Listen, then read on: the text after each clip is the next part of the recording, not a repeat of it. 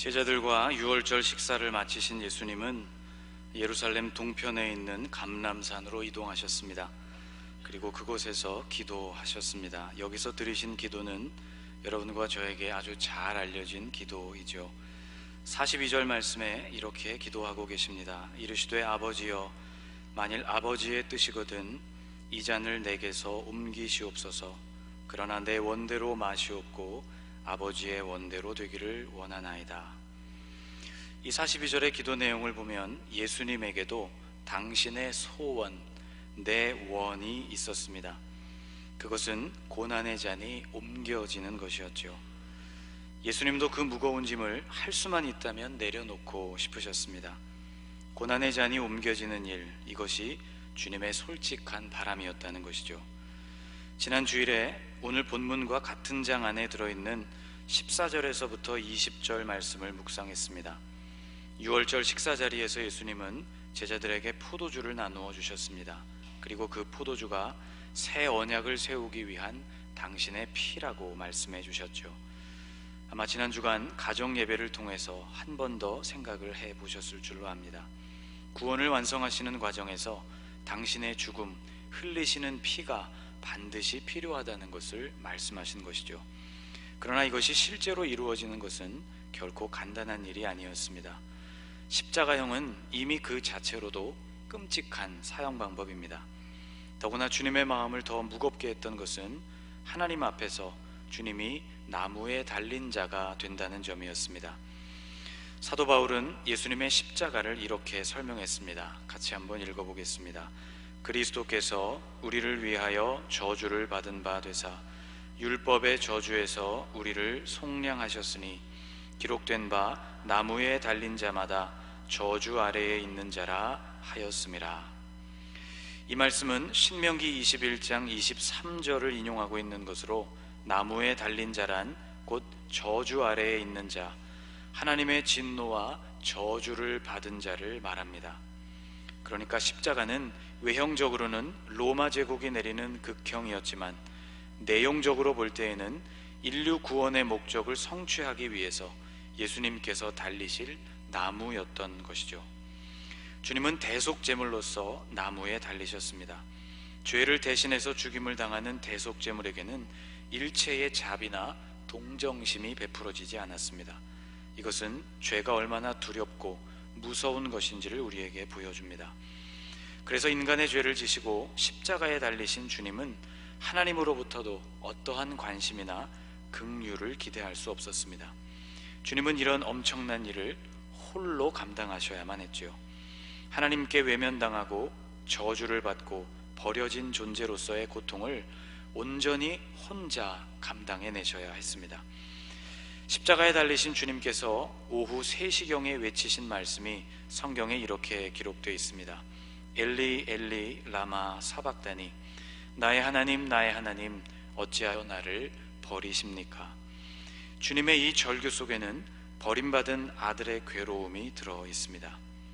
십자가에는 세상을 구원한다는 위대한 목적이 담겨 있습니다. 또 십자가에는 당신께서 이 세상에 오셨던 사명이 들어 있었죠. 그러나 이렇게 위대한 목적이나 또는 거룩한 사명이 그 십자가에 있다고 해서 그 과정이 아무렇지도 않았던 것은 결코 아니었습니다. 44절에서 기도하시는 예수님의 모습을 이렇게 표현했습니다. 44절을 같이 읽어보겠습니다. 예수께서 힘쓰고 땀이 땅에 떨어지는 핏방울같이 되더라. 44절 말씀을 보면 예수님의 기도는 매우 힘이 드는 기도였습니다. 예수님의 기도는 애를 쓰는 기도였죠. 또 예수님의 기도는 간절한 기도였습니다. 예수께서 힘쓰고 애써 더욱 간절히 기도하셨다고 했습니다. 수많은 땀이 핏방울처럼 쏟아졌다는 것은 이 기도의 과정이 곧 십자가와 고난을 받아들이시는 그 과정이 결코 쉽지 않았다는 것을 보여줍니다. 다른 복음서에는 예수님이 기도하신 그곳의 이름을 겟세마네라고 기록했습니다. 마태복음 26장에도 예수께서 제자들과 함께 도착하셨던 그곳이 겟세마네라는 곳이었다고 기록하고 있습니다. 헬라어로 겟세마니라고 기록된 이 단어는 헬라어로 음역되기 이전에는 가트와 쉐멘이라는 단어가 합쳐진 말입니다.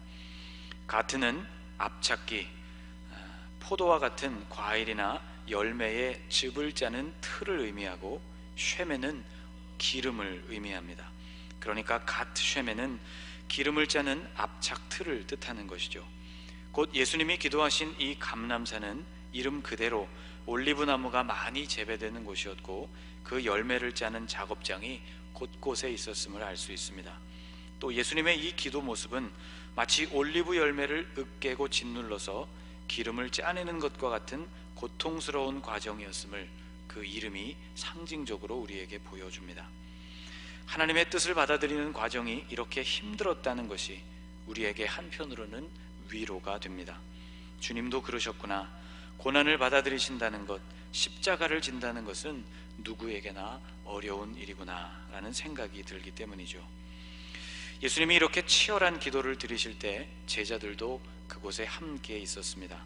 41절 말씀을 보면 그들을 떠나 돌 던질 만큼 가서 무릎을 꿇고 기도하셨다고 기록하고 있습니다. 돌 던질 만큼이었으니 제자들과 따로 떨어져서 기도하시기는 했지만 제자들의 눈에는 주님의 모습이 보였을 것이고, 소리를 내어 기도를 하셨다면 제자들의 귀에도 그 음성이 들렸을 것입니다. 그런데도 제자들은 예수님의 괴로움에는 아랑곳 없이 잠에 빠지고 말았던 것이죠. 감람산에 도착하셨을 때부터 주님은 제자들에게 기도를 요청하셨습니다. 그곳에 이르러 그들에게 이르시되 유혹에 빠지지 않게 기도하라 하시고, 또 46절 말씀을 보면 중간중간 오셔서 자고 있는 제자들을 깨우시면서 동일한 말씀을 들려주셨습니다. 46절을 같이 읽어보겠습니다. 이르시되 어찌하여 자느냐, 시험에 들지 않게 일어나 기도하라 하시니라. 마태복음과 마가복음에는 잠자는 제자들에게 오셔서 그들을 깨우신 것이 무려 3차례나 되었다고 기록하고 있습니다. 3번째 오사 그들에게 이르시되, 참 민망하고 안타까운 모습이죠. 예수님께서 반복하신 이 말씀을 살펴보면 제자들에게는 기도해야 할 이유가 분명히 있었습니다. 그것은 바로 시험에 들지 않기 위해서였죠. 46절 말씀을 다시 보면 그날 밤 기도의 목적은 시험에 들지 않게 였습니다. 여기서 시험이라는 말은 헬라어 페이라스모스라는 단어인데, 이것은 학생들이 학교에서 치르는 중간고사 또는 기말고사와 같이 실력을 검증받기 위한 절차를 뜻하는 것이 아닙니다. 이것은 유혹을 뜻합니다. 걸려들면 한 번의 기회 또는 한 사람의 인생을 망칠 수 있는 부정적인 의미로서의 제안을 뜻하는 것이죠. 본문에서 이 단어는 한 번만 등장하지 않았습니다. 똑같은 말이 40절에도 나오고 있습니다. 그곳에 이르러 그들에게 이르시되 유혹에 빠지지 않게 기도하라 하시고 라는 이 말씀에서 유혹으로 번역된 단어가 바로 시험과 똑같은 단어인 페이라스모스입니다. 이 단어는 주님의 기도에도 등장합니다. 우리를 시험 페이라스모스에 들게 하지 마시옵고 라는 기도이죠. 유혹을 극복하는 일과 기도가 도대체 어떤 상관이 있는 것일까요? 어떤 관련이 있기에 시험에 들지 않고 또 유혹에 빠지지 않으려면 기도를 해야 하는 것일까요? 오늘도 수많은 사람들이 수많은 기도를 드리고 있습니다. 기도가 무엇이냐는 질문에 대부분의 사람들은 우리의 바람과 소망을 아뢰는 것이라고 대답할 것입니다. 하나님께 소망을 아뢰는 일이 잘못은 아닙니다. 예수님도 오늘 본문에서 당신의 바람을 하나님께 아뢰셨습니다. 그런데 이것이 기도의 전부는 아닙니다. 바람을 구하는 것이 기도의 전부가 될 때 우리는 가장 중요한 기도의 요소를 놓치고 맙니다. 기도에서 가장 중요한 것은 기도하는 사람과 그 기도를 들으시는 주님의 관계입니다. 오랜만에 만난 부모님으로부터 필요한 돈만을 건네받고는 곧바로 뒤돌아서는 자녀가 있다면 우리는 이 관계를 건강한 관계라고 보기 어려울 것입니다. 하나님과 우리의 관계도 그렇습니다. 우리의 아버지이신 하나님께서는 기도를 통해서 우리와 만나기를 원하십니다. 우리의 마음을 듣기 원하시고 주님의 마음을 우리에게 들려주시기를 원하십니다. 기도한다는 것이 하나님과 함께 한다는 뜻이 되니 기도하는 사람이란 곧 하나님과 함께 하는 사람이 됩니다. 유혹을 물리치는 일과 기도가 관련이 깊은 까닭이 바로 여기에 있습니다. 하나님과 함께 있을 때 우리는 유혹을 물리칠 수 있기 때문입니다. 하나님의 영향력은 유혹의 영향력보다 더 큽니다. 물은 위에서 아래로 쏟아지죠. 이것이 지구에 존재하는 중력의 법칙입니다. 물이 들어있는 양동이를 머리 위로 거꾸로 들게 되면 안에 담겨있는 물은 반드시 아래로 쏟아져 내리게 되어 있습니다. 그런데 양동이의 손잡이를 잡고 이것을 계속 돌리게 되면 물은 한 방울도 양동이 밖으로 나가지를 못합니다. 원심력이라는 더 크고 새로운 힘이 양동이 안에 있는 물에 영향을 미치기 때문이죠. 원심력이 중력을 거스르고 중력을 이긴 셈입니다. 인간은 유혹에 강하지 못합니다. 유혹이 오면 유혹에 걸려서 넘어지는 것이 영적인 세계의 일반적인 법칙입니다. 이렇게 하와도 아담도 실패하고 말았죠. 그런데 더 크고 새로운 힘이 우리에게 미칠 때 우리는 유혹을 거부할 수 있습니다. 기도할 때 우리는 우리의 존재를 온전히 붙드시는 하나님의 영향력 안으로 들어가게 되기 때문입니다. 그 크신 힘은 우리로 하여금 거룩함을 그대로 간직하도록, 세상에 우리가 쏟아져 버리지 않도록 우리를 붙드시기 때문입니다. 자, 기도가 이처럼 중요한 것이라면 우리는 마땅히 어떻게 우리가 기도의 사람이 될 것이냐를 고민해야 합니다. 성도들을 신방하고 상담해 보면 거의 대부분 이런 말들, 어려움에 닥친 사람들로부터 이런 말들을 듣게 됩니다. 기도해야 된다는 것을 알기는 아는데 잘 안 돼요. 기도해야 되는데 생각은 매일 들어요. 기도가 필요한 심각한 상황인데도 기도가 왜 그렇게 안 나오는지 모르겠어요 라는 말입니다. 혹시 여러분도 이 중 하나에 해당되십니까?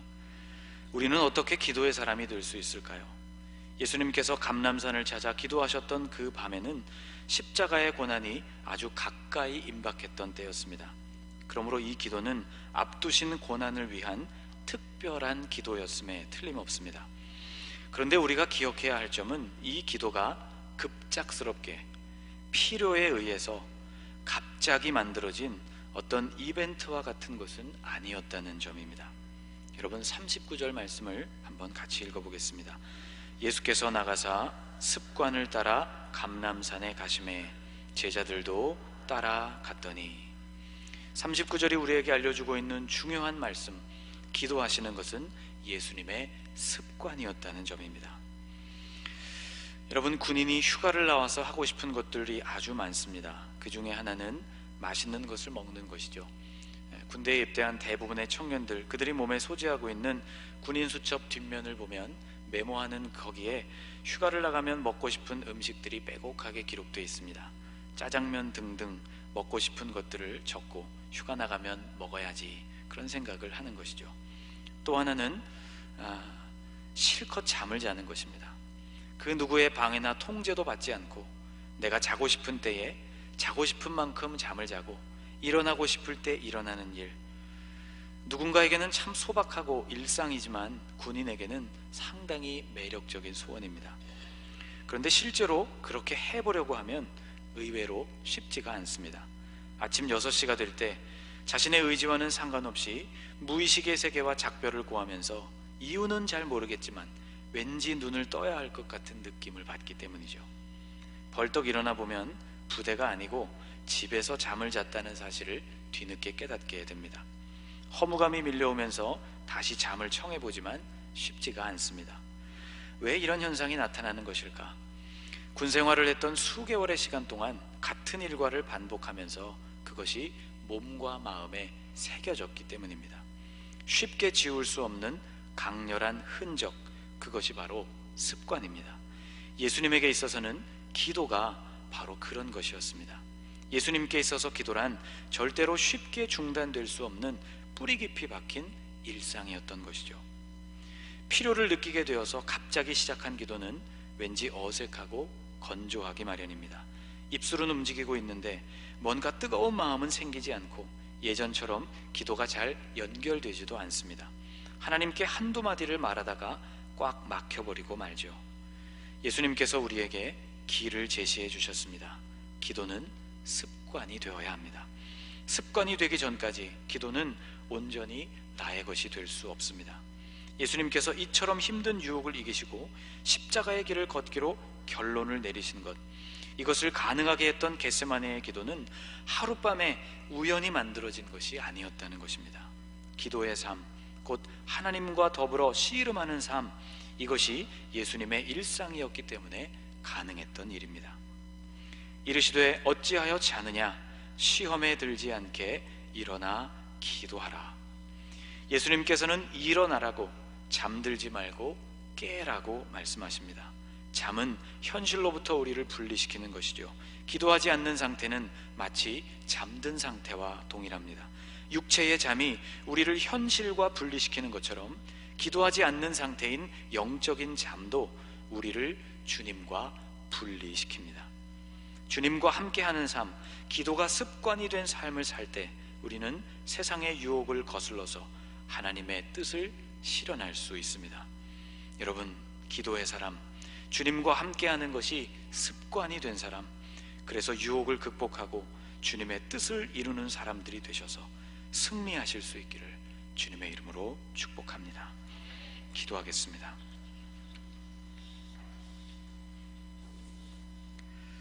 당신의 바람이 있으셨지만 그것을 철회하고 아버지의 뜻을 구하신 예수님의 모습을 묵상했습니다. 십자가를 받아들이는 이 위대한 결단은 하룻밤의 기도로 이루어진 결과가 아니라는 것도 묵상했습니다. 예수님은 언제나 하나님과 함께 하셨고 그것이 곧 예수님의 기도하는 삶, 기도하는 습관이었음을 보았습니다. 주님, 우리가 기도의 사람이 되게 하옵소서. 기도가 우리의 몸과 생각과 영에 짙게 새겨진 흔적이 되도록, 모든 것을 주님과 함께 하려는 삶의 방식이 우리의 존재에 선명하게 자국난 습관이 될 수 있도록 우리를 인도해 주옵소서.